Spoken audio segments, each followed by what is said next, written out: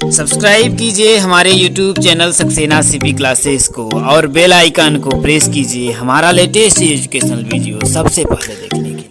Hello friends, जय हिंद। बहुत बहुत स्वागत है आप सभी का आपके अपने YouTube channel Saxena CP classes में।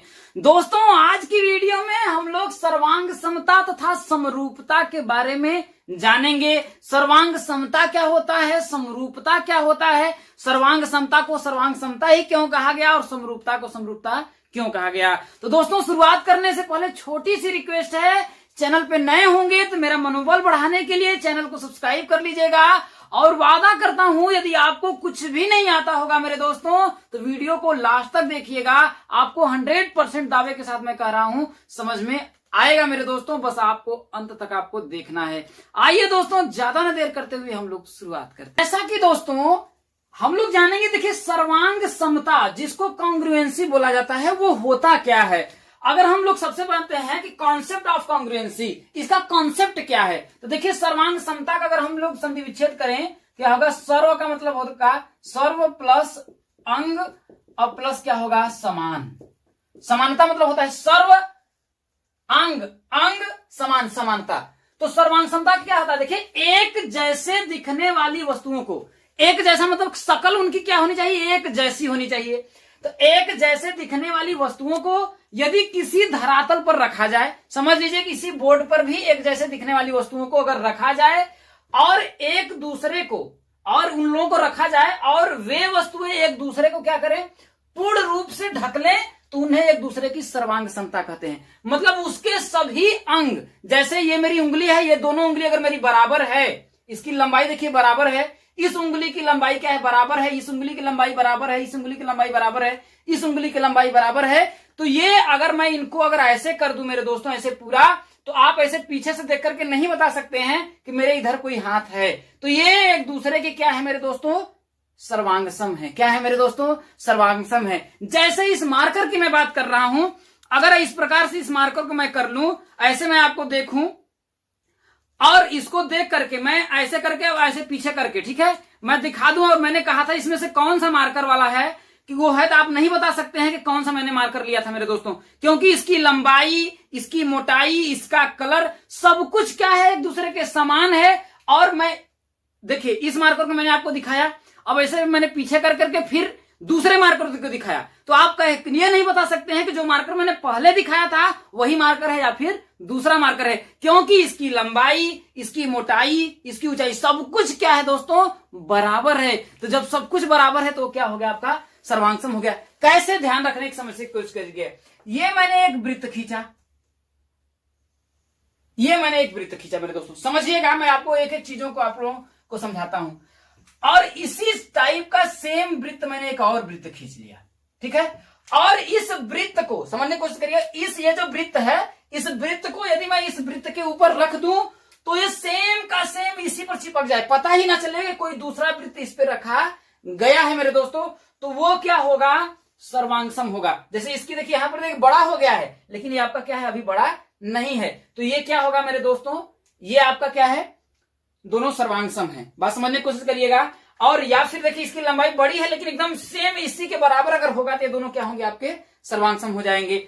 जैसे आप लोग कोई फिल्म देखा होगा, जुड़वा, जुड़वा आप लोग फिल्म देखे होंगे जो सलमान खान का है, तो उसमें आप देखे होंगे कि एकदम सेम का सेम दिखने वाला रहता है। आप एक को देख करके दूसरे को पता ही नहीं लगा सकते हैं कि कौन है, तो वो दोनों अपने आप में क्या है मेरे दोस्तों, सर्वांग सम है। लेकिन अगर आपने फैन मूवी देखा होगा शाहरुख खान की, तो उसमें उसका जो फैन रहता है, थोड़ी सी चीजों में बनावट रहती है लेकिन चेहरा एक ही तरफ का दिखता है, तो वो आपका वो फैन मूवी में जो है वो सर्वांग नहीं है।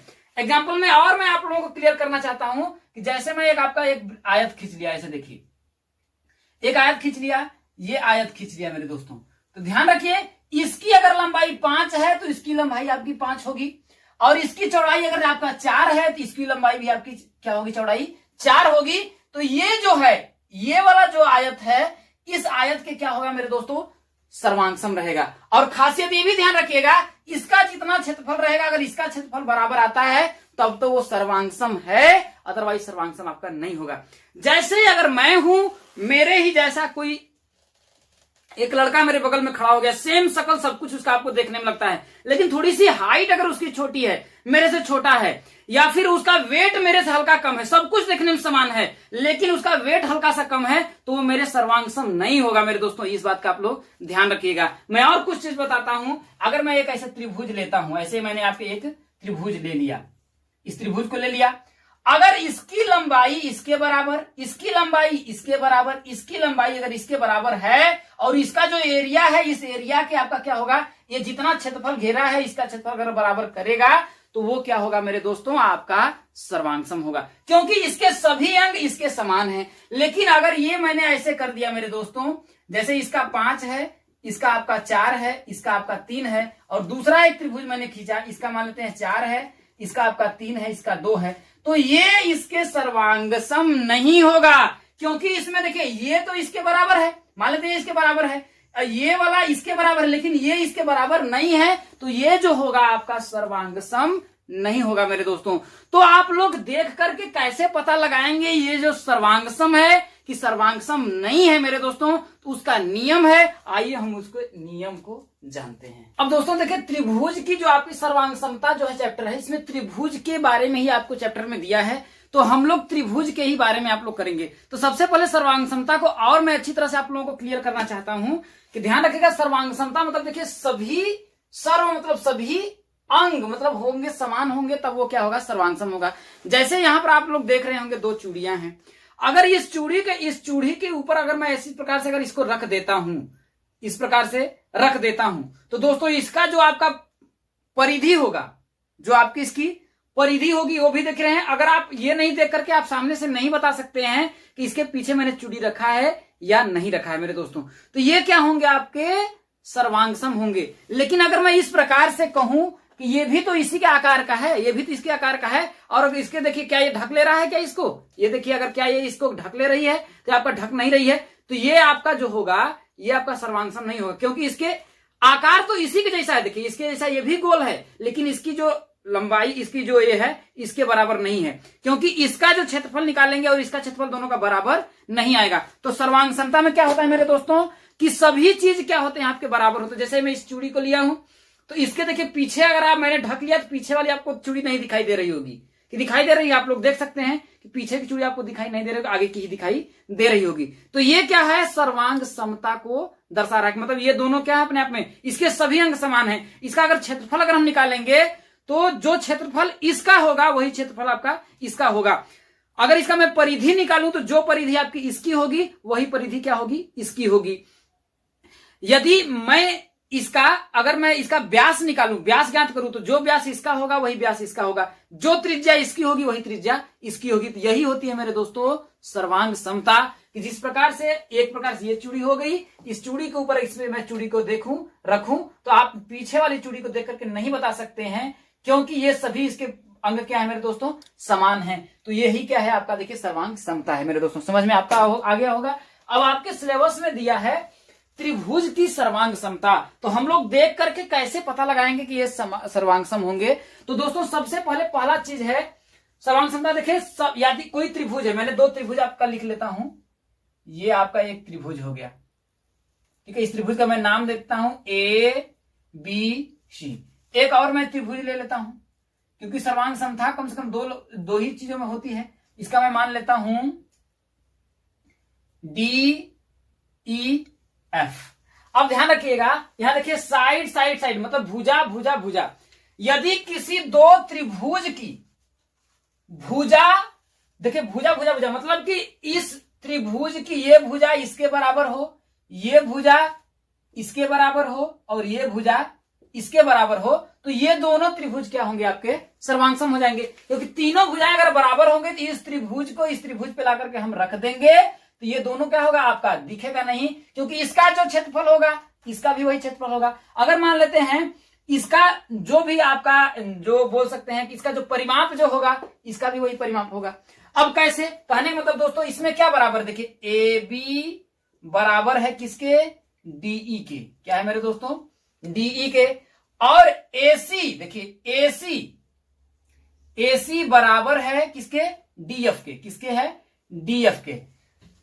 और BC क्या मेरे दोस्तों, BC बराबर है किसके, EF के।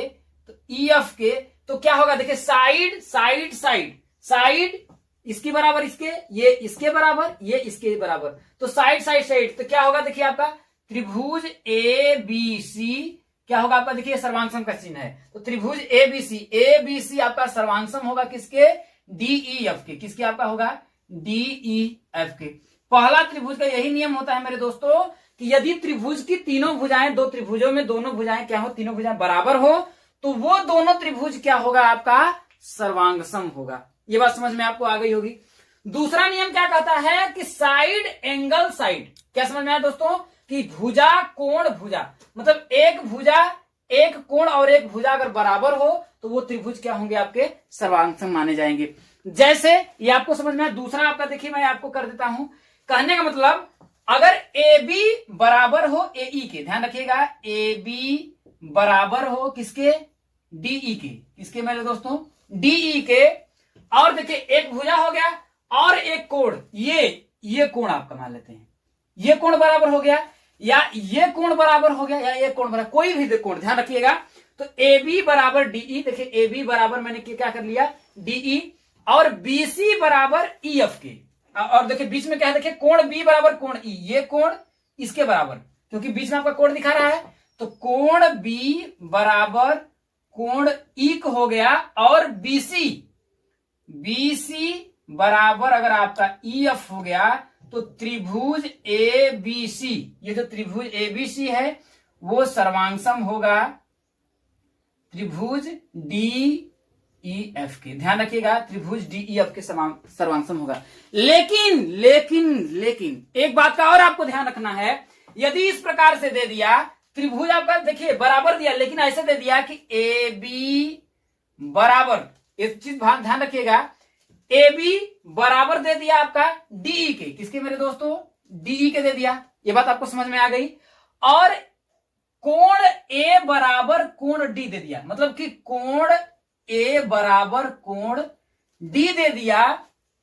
और BC बराबर EF दे दिया। क्या हो गया, BC बराबर EF दे दिया। अब आपसे पूछ देगा कि ये जो त्रिभुज होगा तब सर्वांगसम होगा कि नहीं, तो आप लोग कहेंगे दोस्तों कि सर सर्वांगसमता में तो भुजा कोण भुजा बराबर है, लेकिन ये आपका सर्वांगसम नहीं होगा। कहने का मतलब त्रिभुज ABC अब आपका इज नॉट सर्वांगसम नहीं होगा, इसके DEF के। इस बात का ध्यान रखिए।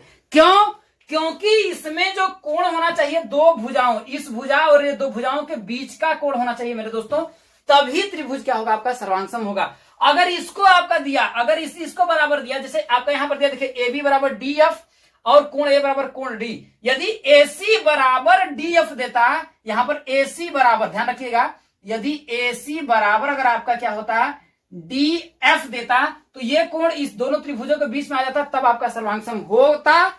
लेकिन इस प्रकार से अगर आपका दे देगा कि ये वाली साइड बराबर, ये वाला कोण अगर आपका बराबर हो जाएगा, तब वो त्रिभुज सर्वांगसम नहीं होगा। इस बात का आप ध्यान रखिएगा मेरे दोस्तों। ये दो कंडीशन आप लोगों को समझ में आ गई। और तीसरा क्या है मेरे दोस्तों, एंगल साइड एंगल। ध्यान रखिएगा, कोण, इसको मैं मिटा देता हूं।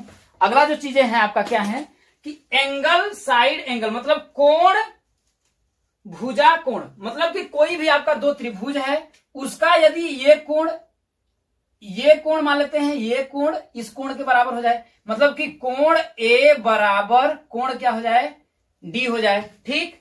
और भुजा, अब इसमें से आप कोई भी भुजा ले लीजिए, चाहे आप मान लेते हैं BC बराबर आप EF कर लीजिए, चाहे BC बराबर EF कर लीजिए, या फिर DF या फिर DF बराबर ये क्या हो जाएगा, या फिर AC बराबर DF कर लीजिए, चाहे AC बराबर आप क्या करिए, DF कर लीजिए, या फिर AB बराबर DE कर लीजिए। कोई भी भुजा अगर बराबर कर लीजिए और कोई भी दो कोण बराबर कर लीजिए, जैसे मान लेते हैं आपका कोण B बराबर कोण क्या हो जाएगा, आपका E हो जाए, तो इसमें से ये कोई बाउंडेशन नहीं है कि इस कोण और इस कोण के सामने, जैसे आपका कोण A बराबर कोण B, कोण A बराबर कोण D हो गया और कोण B बराबर कोण E हो गया, तो यही जो आपकी भुजा होगी, अगर यही रहेगी तभी आपका त्रिभुज सर्वांगसम होगा। ये जरूरी नहीं है इसमें आपकी ये भी भुजा बराबर हो सकती है, ये भी भुजा बराबर हो सकती है, ये भी भुजा बराबर हो सकती है। कोई भी भुजा अगर आपकी बराबर हो जाए उससे मतलब नहीं है, तो वो फिर भी आपका कोण क्या होगा, आपका सर्वांग। मतलब ये जो त्रिभुज होगा दोनों आपका क्या होगा मेरे दोस्तों, सर्वांग होगा। ये बात कैसे आती है, अगर क्योंकि आप त्रिभुज में जानते होंगे कोई भी अगर कोण अगर बराबर है, दो कोण बराबर है तो इसके सामने की ये भुजा और इसके सामने की ये भुजा दोनों क्या होती है मेरे दोस्तों, बराबर हो जाती हैं। तो उस हिसाब से अगर ये आपका कोण ये बराबर है तो ये भुजा और ये भुजा पर में ऑलरेडी बराबर हो जाएगी। जब ये भुजा बराबर हो जाएगी तो कोई भी भुजा बराबर है ऑलरेडी वो क्या होगा, एस के द्वारा वो ऑलरेडी क्या हो जाएगा, आपका सर्वांग सम हो जाएगा मेरे दोस्तों। तो ध्यान रखिएगा कोण में कोई वो नहीं है, कोई भी दो कोण और कोई भी भुजा अगर आपकी बराबर हो जाए तो वो त्रिभुज क्या हो जाएगा, आपका सर्वांग सम हो जाएगा। ये बात समझ में आ गया दोस्तों। अगला जो आपका नियम है देखिए, एंगल साइड एंगल। तो ये वाला मैंने बताया एंगल साइड एंगल बता दिया। अब क्या है, RHS, ये राइट एंगल हाइपोटेनस। ये अब इसमें क्या है आपका, देखिए इसमें कह रहा है कि दो त्रिभुज हो, क्या हो मेरे दोस्तों, दो आपके क्या हो, त्रिभुज हो। वो त्रिभुज कैसे हो आने आप चाहिए, आपके समकोण होने चाहिए। जैसे मैंने मान लिया इसका ABCDEF,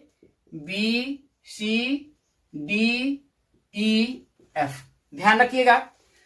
तो इसमें से एंगल मतलब समकोण, ये जो कोई भी एंगल हो ये क्या हो, आपका समकोण हो। समकोण मतलब ये दोनों 90 अंश का हो।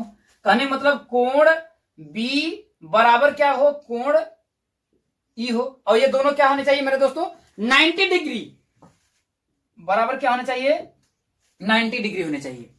और हाइपोटेनस इसमें जानते हैं कि AC बराबर DF। यहां हाइपोटेनस का मतलब क्या है दोस्तों, यहां मैंने लिखा है कर्व। ये दो आपके समकोण हो और ये क्या हो, आपका कर्ण क्या हो, बराबर हो। मतलब ये इसके बराबर हो और ये इसके बराबर हो।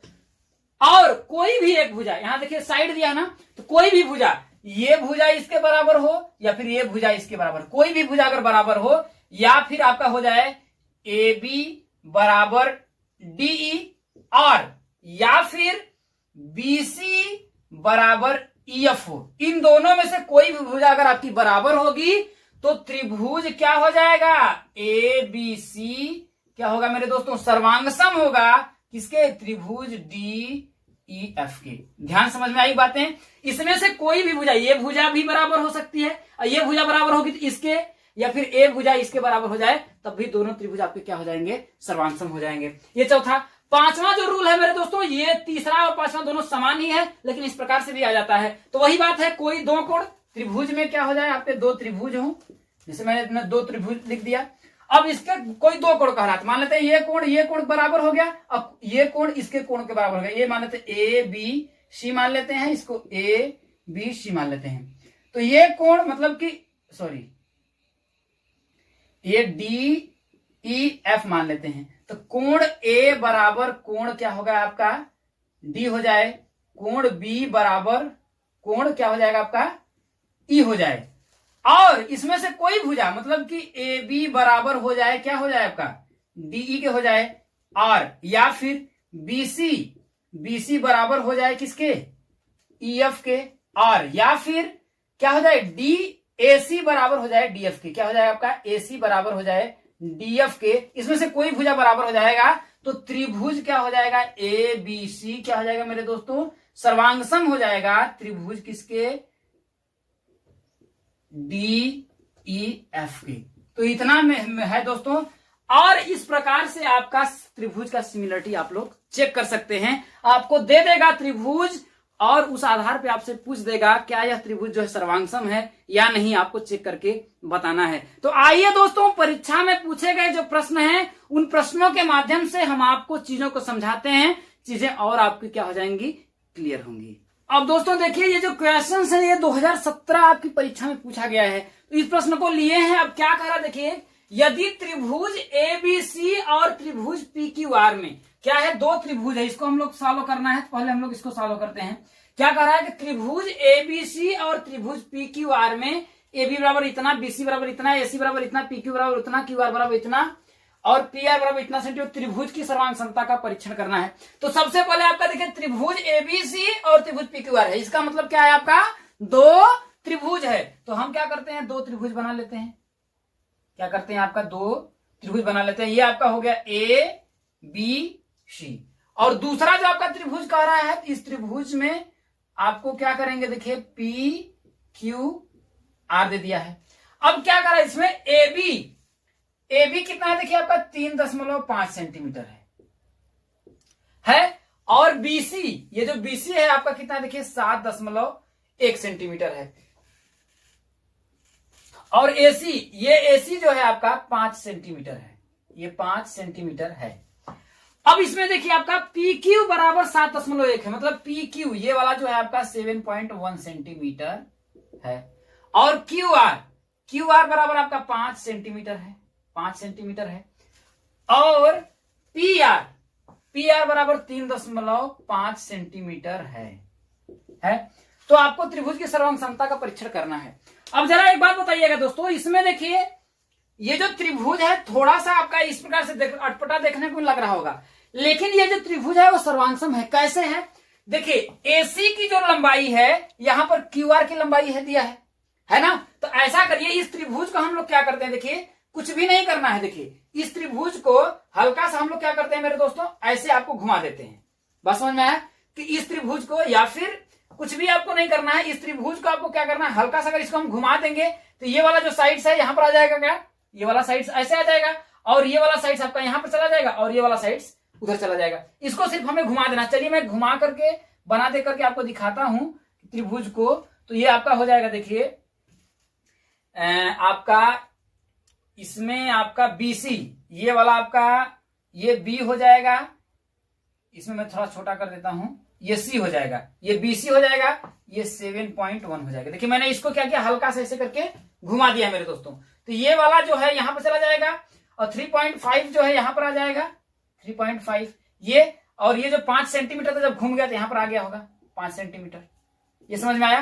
तो बी, ये आपका देखिए बी सी ये हो गया, तो ये आपका ए हो जाएगा नहीं हो जाएगा। अब अगर इन दोनों में देखिए मेरे दोस्तों, तो देखिए पी क्यू बराबर बीसी है, तो क्या आ जाएगा यहाँ पर, देखिए मतलब कि बीसी बराबर आपका क्या है, पी क्यू है बराबर क्या आपका, देखिए 7.1 सेंटीमीटर है कि नहीं। यहाँ देखिए बीसी बराबर पी क्यू बराबर 7.1 और 7.1 सेंटीमीटर है, दिया है कि नहीं आपका। देखिए मैं लिख देता हूं, और यहां पर भी मैं लिख देता हूं, ये समझ में आपका आया होगा। अब दूसरा क्या है, देखिए बी ए बराबर पी आर है, बी ए बराबर पी आर है कि नहीं है। तो बी ए या ए बी हम लिख देते हैं। तो ए बी बराबर क्या है, पी आर बराबर कितना है दोस्तों मेरे, 3.5 सेंटीमीटर है। कितना है, 3.5 सेंटीमीटर है। और AC बराबर क्यू आर है, तो AC बराबर क्या हो जाएगा आपका क्यू आर, और ये दोनों बराबर कितना दो मेरे दोस्तों, 5 सेंटीमीटर के, 5 सेंटीमीटर के। तो ये क्या होगा, देखिए भुजा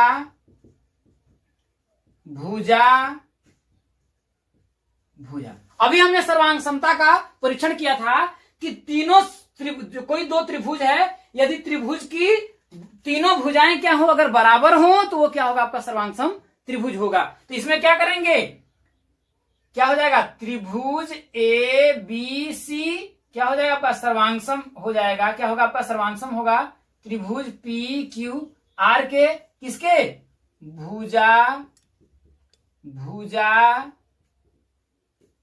नियम की। क्या होगा, भुजा नियम की। तो दोस्तों उम्मीद करता हूं आप लोगों को बहुत ही अच्छी तरह से समझ में आया होगा। आइए दोस्तों एक और हम लोग क्वेश्चंस लेते हैं और आप लोगों को क्लियर होगा। अब दोस्तों अगला क्वेश्चंस देखिए, ये क्वेश्चंस जो है आपकी 2016 की परीक्षा में आपका पूछा गया है। क्या कह रहा है, देखिए कि चित्र में रेखा ए एक्स, ये जो रेखा आपका ए एक्स है, ये कोण सी ए बी, मतलब ये कोण सी ए, ये वाला जो एंगल होगा सी ए बी, और कोण बी डी सी, मतलब कि कोण बी डी सी, मतलब बी डी सी, मतलब ये वाले एंगल को समद्विभाजित करती है। समद्विभाजित मतलब होता है सम मतलब बराबर, द्वि मतलब दो, भाजित मतलब भागों में बांटती है। कहने मतलब इसको, इन दो कोणों को बराबर बराबर भागों में बांटती है। यदि इस पूरा अगर कोण आपका मान लेते हैं अगर 60 रहा होगा, तो इसको दो भागों में बांटने का मतलब कि इसमें दो का गुणा कर देंगे, मतलब कि 30-30 में आपको बांटती है। ये भी आपका 30 होगा और ये भी आपका 30 होगा। और यदि आप ये वाला कोण यदि आपका मान लेते हैं 90 होगा, मान लेते हैं अगर होगा तो नहीं, लेकिन मान लेते हैं अगर आपका ये 90 होता है तो इसको 45 और 45 में बांटती है। यही बात बोल रहा है।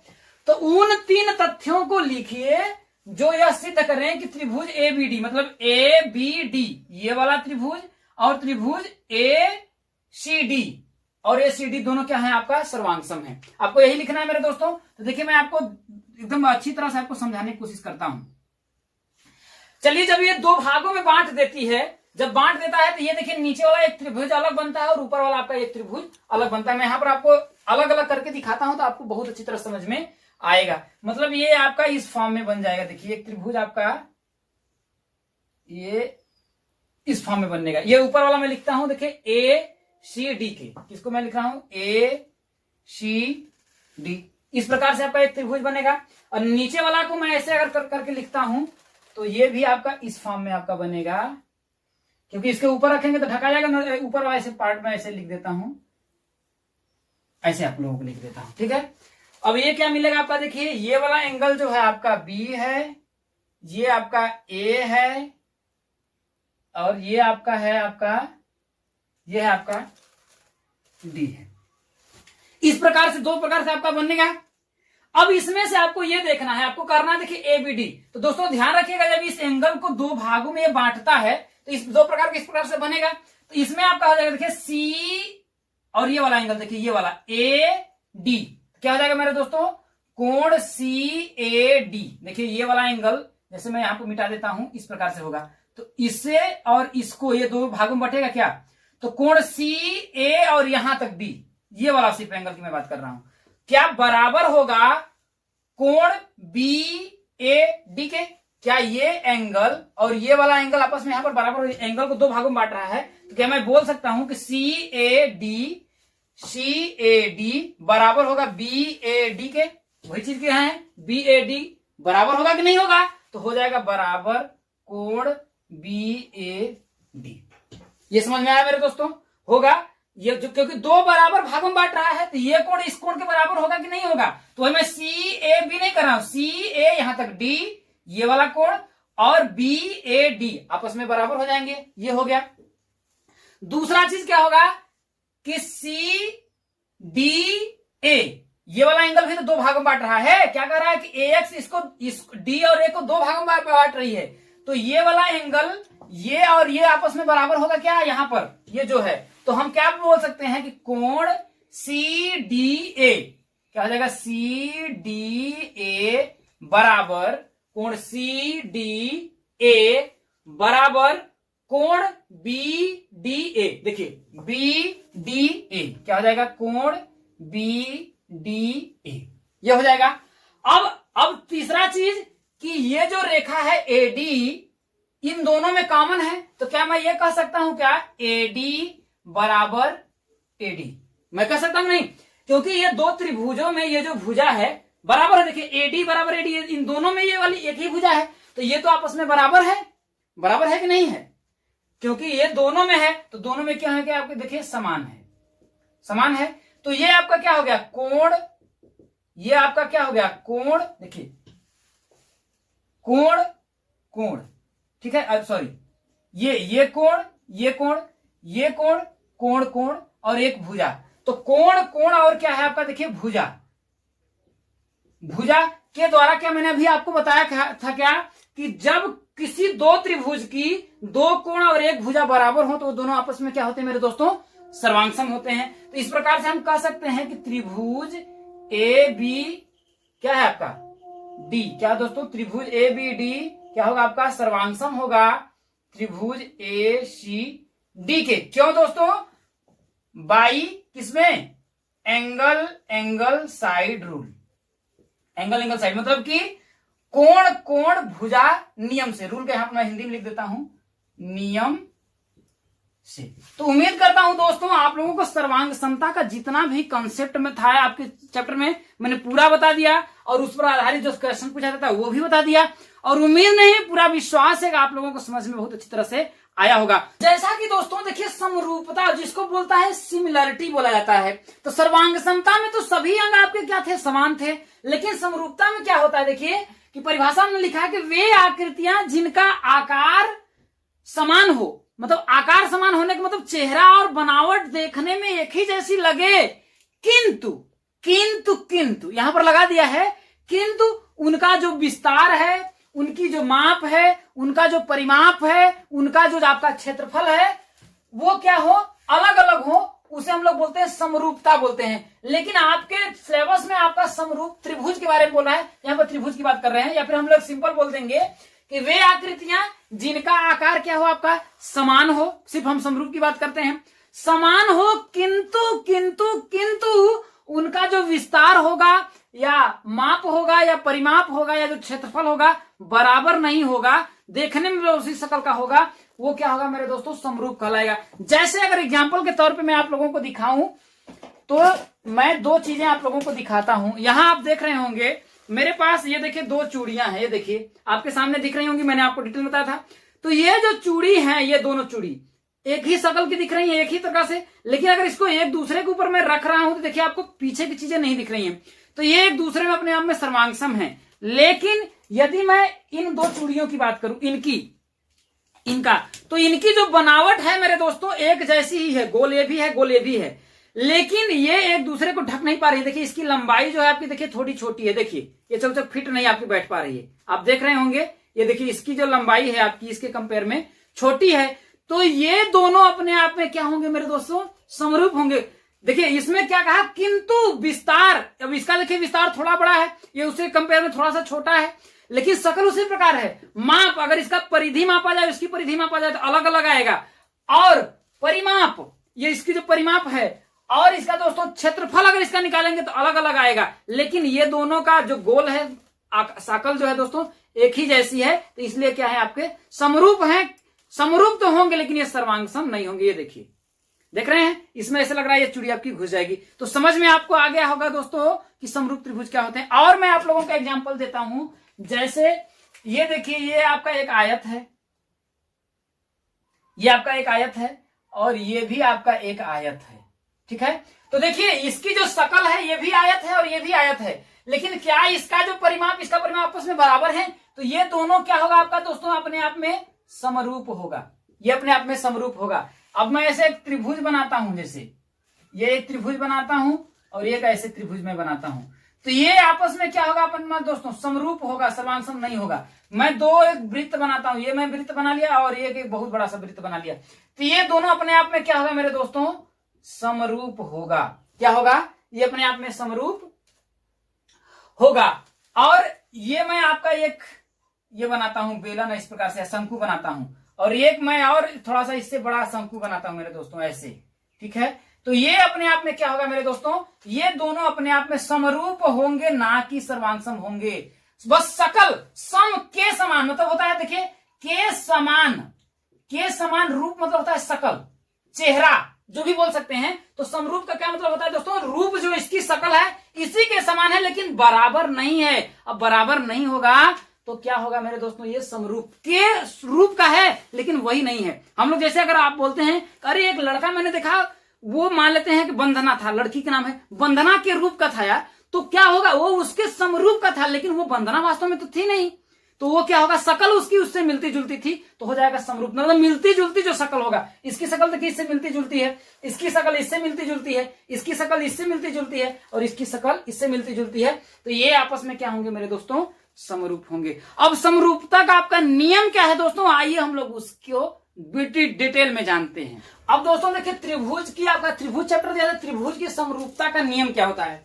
पहला चीज है कि त्रिभुज की तीनों भुजाओं का क्या हो, तीनों भुजाओं के कोणों का क्या होना चाहिए मेरे दोस्तों, अनुपात होना चाहिए।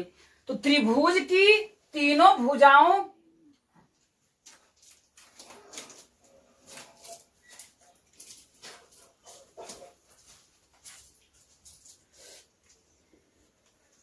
अब दोस्तों देखिए, त्रिभुज की समरूपता का नियम क्या होता है। देखिए त्रिभुज ही दिया, त्रिभुज के बारे में हम लोग पढ़ेंगे कि पहला जो नियम होता है कि त्रिभुज की दो अगर त्रिभुज हैं, उनकी भुजाओं का अनुपात बराबर हो, ना कि भुजाएं बराबर हो तब होगा। जैसे मैं ले लेता हूं, आपका दो त्रिभुज हो जाएगा, दो त्रिभुज मैंने ले लिया, आपका ये त्रिभुज हो गया, ये आपका हो गया ABC, और दूसरा जो आपका है त्रिभुज, ये आपका मान लेते हैं PQR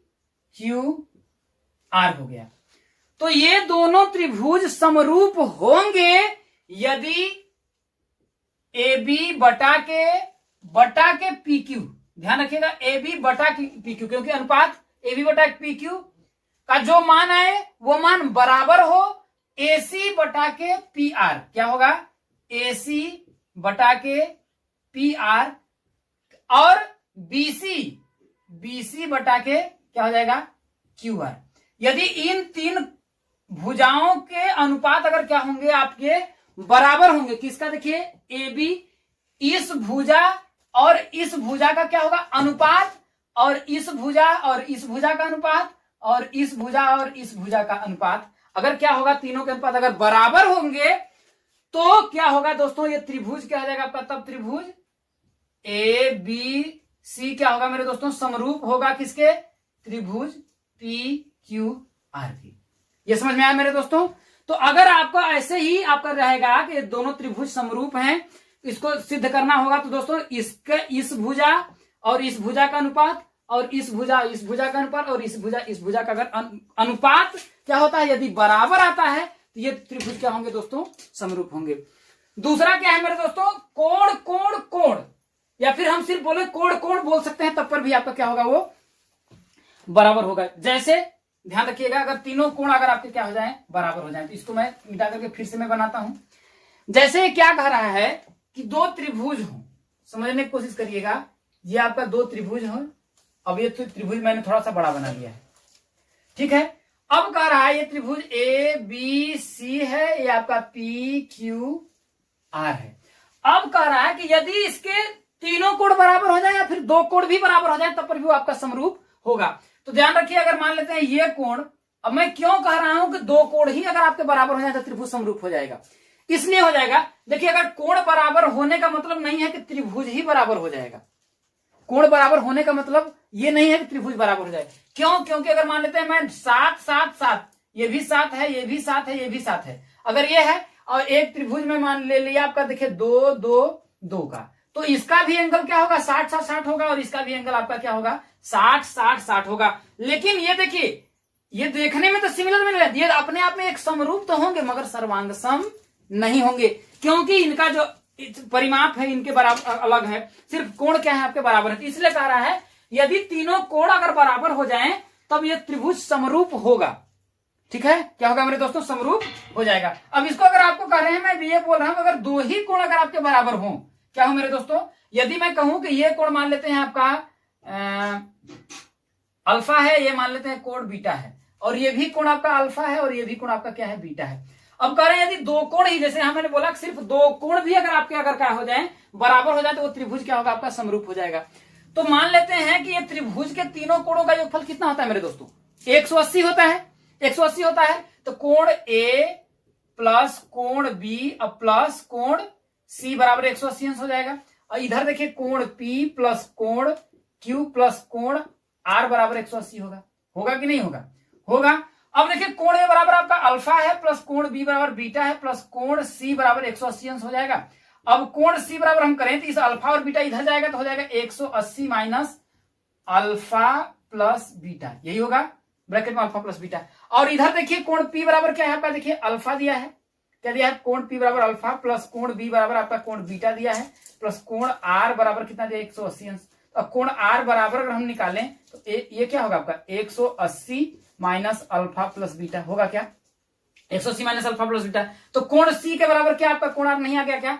तो इस बात का ध्यान रखिएगा, यदि कोई आपका दो त्रिभुज दिया है वह समरूप होगा यदि दो कोण, कहने का मतलब कोण ए बराबर क्या हो जाए? कोण पी हो जाए, या फिर कोण बी बराबर क्या हो जाएगा आपका? कोण क्यू हो जाए।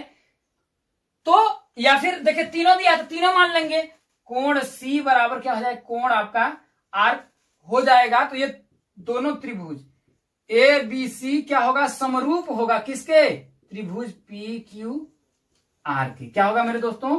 कोण ए बी सी क्या होगा? आपका समरूप होगा कोण पी क्यू आर के। ये दूसरा नियम है। और तीसरा नियम क्या है मेरे दोस्तों? साइड एंगल साइड, मतलब भुजा कोण भुजा क्या होगा आपका? का अनुपात बराबर हो, भुजाएं बराबर ना हो, उनका अगर अनुपात क्या है दोस्तों? बराबर आ जाता है, तो वो क्या होंगे? दोनों अपने आप में एक समरूप त्रिभुज होंगे। कैसे? आइए मैं इसको भी आपको सारा प्रूफ करके बताता हूं, ये आपको समझ में आपको आ गया होगा। तीसरा क्या कर रहा है, देखिए दो त्रिभुज हैं, ठीक है, त्रिभुज की समरूपता हम लोग कर रहे हैं। तो दो त्रिभुज मान लेते हैं, आपका एक त्रिभुज ये हो गया और आपका ये त्रिभुज ये हो गया। ये त्रिभुज आपका ए बी सी है, ये आपका है पी क्यू आर है, दो आपका त्रिभुज हो गए। अब इसमें देखिए कि भुजा, साइड मतलब भुजा, तो इसमें आपका ये दोनों त्रिभुज समरूप होंगे यदि भुजा ए बी बटा के, देखिए ए बी बटा के पी क्यू, ए बी बटा के पी क्यू बराबर हो आपका ए सी बटा के क्या होगा आपका पी आर होगा। तो ए बी, देखिए अनुपात की बात मैं कर रहा हूं, अनुपात ना, तो ए बी मतलब ये वाली भुजा और इस भुजा का अनुपात जो मान आए, और इस भुजा और इस भुजा का अनुपात, और ये कोण क्या, कोण ए बराबर कोण क्या हो आपका पी हो।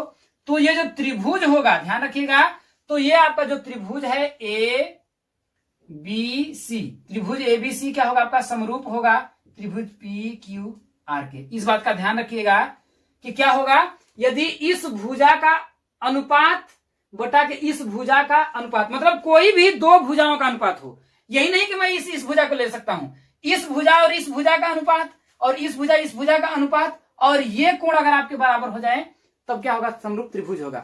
कहने मतलब दो भुजाओं और उनके बीच का कोण, देखिए दो भुजाओं का अनुपात और उनके बीच का कोण जो हो वो बराबर होगा तभी आपका समरूप होगा। ये ऐसा नहीं होगा कि यदि ए बी, ध्यान रखिएगा, ये भुजा ए बी और पी क्यू का अनुपात और बराबर हो ए सी बटा के आपका क्या हो पी आर का अनुपात हो, और ये कोण बी बराबर कोण क्यू अगर हो जाए तो ध्यान रखिएगा मेरे दोस्तों, तब ये दोनों त्रिभुज समरूप नहीं होगा।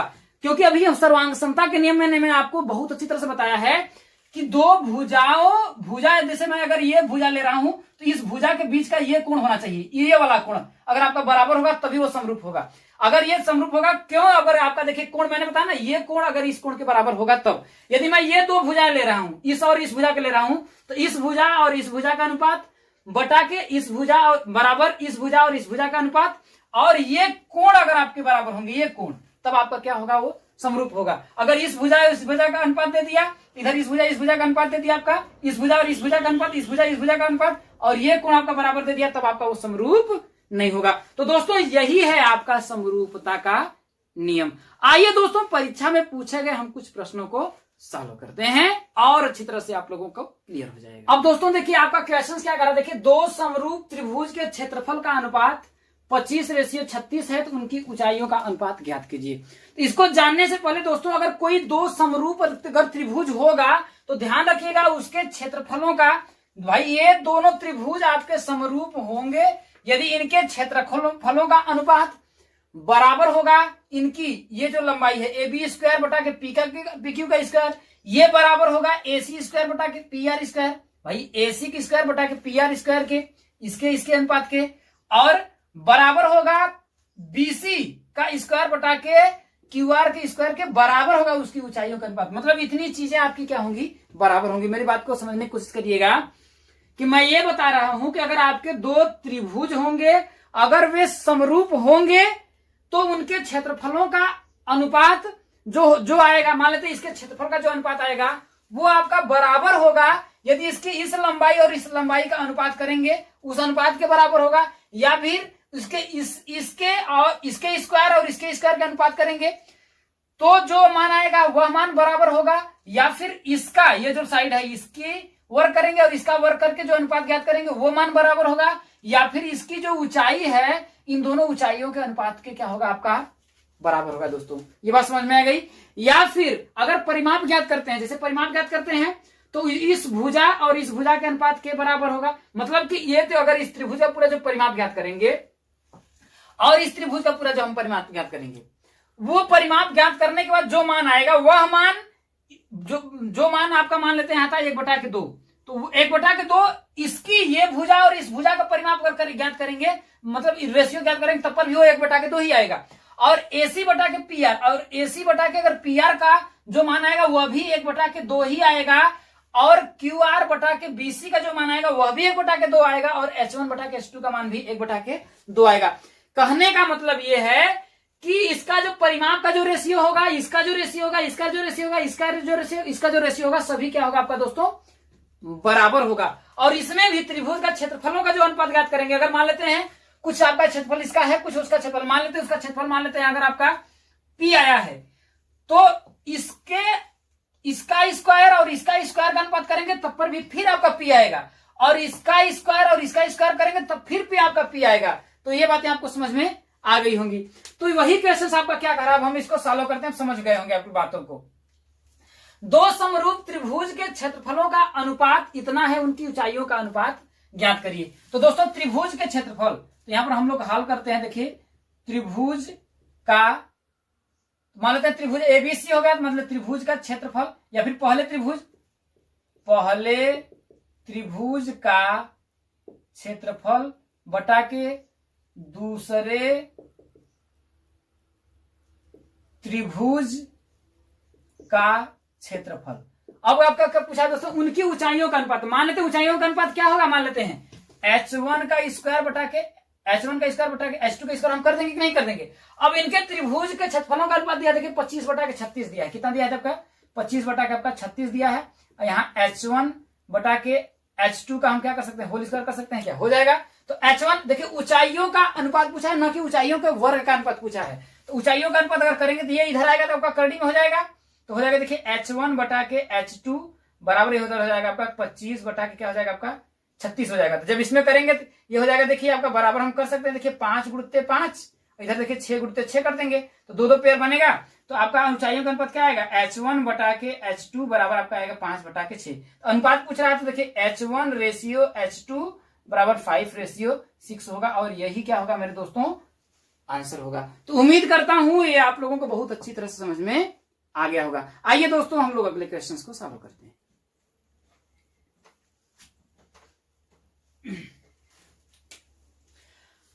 अब दोस्तों देखिए अगला क्वेश्चन आपका क्या करा, देखिए कि दो त्रिभुज एबीसी तथा डीईएफ समरूप हैं।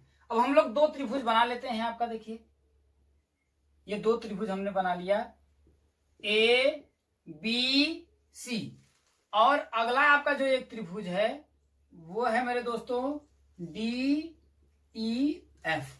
अब ये कह रहा है कि ये दोनों त्रिभुज क्या है आपका, समरूप है, उसने बता दिया है।